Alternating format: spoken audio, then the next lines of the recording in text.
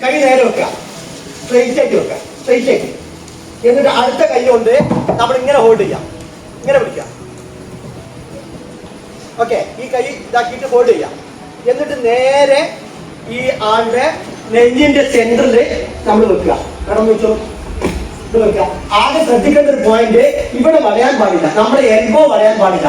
മാവ് എടുക്കുന്ന പോലെ ഇങ്ങനെ കൊടുക്കാൻ പാടില്ല. അങ്ങനെ കൊടുക്കുന്ന ചില ആൾക്കാർ ഉണ്ടാവുന്ന പറയുന്നു.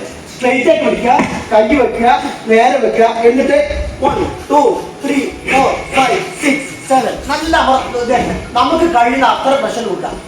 1 2 3 4 5 6 7 8 9 10 11 12 13 14 15 16 18 19 20 21 22 23 24 25 26 27 28 29 30 30 വരെ നമ്മൾ അടിച്ചുകൊണ്ട് നല്ല ശക്തിയായി ഒരു മിനിറ്റിൽ നമുക്കൊരു 100 മുതൽ 120 വരെ ശക്തിയിൽ നമ്മൾ കൊടുത്തുകൊണ്ടിരുന്നാൽ ഇയാളുടെ ഹൃദയം എന്താകും, അതിന്റെ താളം എന്തൊക്കെയായാലും ഹൃദയം പമ്പിങ് ചെയ്യും. ഈ പമ്പ് ചെയ്ത് കഴിഞ്ഞാൽ ഇയാളുടെ തലച്ചോറിലേക്ക് എത്തും ഓക്സിജൻ. തലച്ചോറിലേക്ക് ഓക്സിജൻ കിട്ടാതെ പോയാൽ സാധാരണ 3 മിനിറ്റ് കഴിയുമ്പോൾ ഹൈപ്പോക്സിയ എന്ന് പറഞ്ഞ അവസ്ഥ, തലച്ചോറിൽ ഓക്സിജൻ കുറയും. പിന്നെ കുറച്ചുകൂടി കഴിഞ്ഞാൽ ഹൈപ്പോക്സിക് ഇസ്കീമിയ എന്ന് പറയും, അവിടെ ഇങ്ങനെ കട്ട പിടിക്കാൻ തുടങ്ങും. 4ാമത്തെ സ്റ്റേജ് ഹൈപ്പോക്സിക് ഇസ്കീമിക് എൻകഫലോപ്പതി എന്ന് പറഞ്ഞാൽ ബ്രെയിൻ കംപ്ലീറ്റ് പോയി. അതിനാണ് നമ്മൾ ബ്രോഡ് ഡെത്ത് എന്ന് പറയാം. അത് വരാതിരിക്കാൻ ഇപ്പൊ ഇവിടുത്തെ ഒരാൾ കുഴഞ്ഞു വീണാൽ അയാളെ എന്ത് ചെയ്യില്ല, നമ്മൾ CPR മാത്രം കൊടുക്കുക, ബാക്കി ഒന്നും ആക്കണ്ട. ചിലപ്പോ അയാൾ കഴിഞ്ഞ ഒറ്റപ്പിടുത്തം പിടിക്കും, അപ്പൊ നിൽക്കുക. ഇനി ആ വെക്കേണ്ട സ്ഥലം എവിടെ നോക്കുക, 2 നിപ്പിളിന്റെ അവിടെ വര വെച്ചിട്ട് സെന്ററിലാണ് നോക്കിയാൽ മതി. കൈ എടുത്തു കഴിഞ്ഞാൽ പറ്റും 7, കൈ എടുത്തു കഴിഞ്ഞാൽ 9. അടുത്ത പ്രാവശ്യം ചെയ്ത് എല്ല് പൊട്ടാനുള്ള സാധ്യത കൂടുതലാണ്.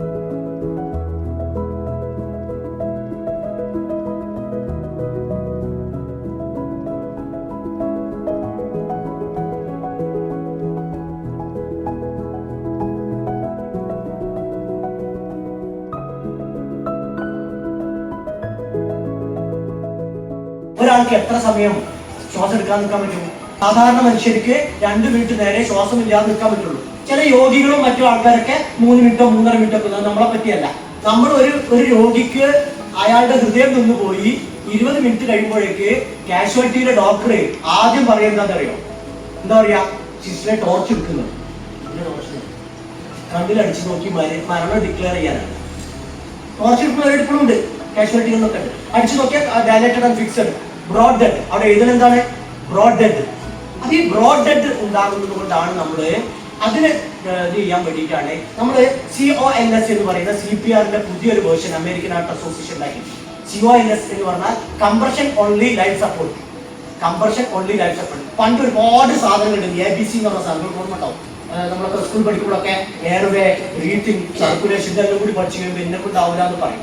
ഇപ്പൊ അതൊക്കെ ഒഴിവാക്കിയിട്ട് ആകെ നമ്മൾ പഠിപ്പിക്കുന്ന 2-3 ചെറിയ സ്റ്റെപ്പ് ഉള്ളൂ. ഫസ്റ്റ് സ്റ്റെപ്പ് സേഫ് ആയ സ്ഥലത്തേക്ക് മാറ്റി കിടക്കാം. കാരണം ഇവിടെ ബിൽഡിംഗ് കത്തുകയാണ്, തീന്റെ അടിയിൽ നമുക്ക് എന്ത് ചെയ്യാൻ പറ്റില്ല, CPR ചെയ്യാൻ പറ്റില്ല. അപ്പൊ സേഫ് ആയ സ്ഥലത്തേക്ക് മാറ്റി കിടക്കാം. ഫസ്റ്റ് സ്റ്റെപ്പ് ഞാൻ ആ സ്റ്റെപ്പ് മാത്രമേ പറയുന്നുള്ളൂ. രണ്ടാമത്തത്, നമുക്ക് ഒറ്റക്ക് ഇതൊന്നും ചെയ്യാൻ പറ്റില്ല, ഒരാളെ നമുക്ക് ഹെൽപ്പിന് വിളിക്കണം. ഒരാൾ കുഴഞ്ഞു വീഴ്ക്കാണ്, ഒറ്റക്കാണ് നമ്മള്. അപ്പൊ ഒരു കുഴഞ്ഞു വീണ ഒരാൾക്ക് ഒരു ഹെൽപ്പിന് ഒരാൾ വേണം. 3ാമത്തെ സ്റ്റെപ്പ് നമ്മള് വിദ്യാർത്ഥിന്റെ പൾസ് നോക്കാം എന്നുള്ളതാണ്. ഇപ്പോഴത്തെ പുതിയ റെക്കമെൻഡേഷൻ പൾസ് നോക്കേണ്ടതില്ല എന്നാണ്. ഓക്കെ, ഇത് ഇത്തരം ഒരു സാഹചര്യത്തിൽ നമ്മൾ ഇയാൾ ബ്രീത്തിങ് കൂടി എടുക്കുന്നില്ലെങ്കിൽ ഉടൻ തന്നെ 108ലോ അല്ലെങ്കിൽ സാറ് പറഞ്ഞ 112ലോ നമ്മൾ വിളിക്കുക. എന്തിനാണ്? കുറെ സമയമൊന്നും നമുക്ക് CPR ചെയ്യാൻ പറ്റില്ല.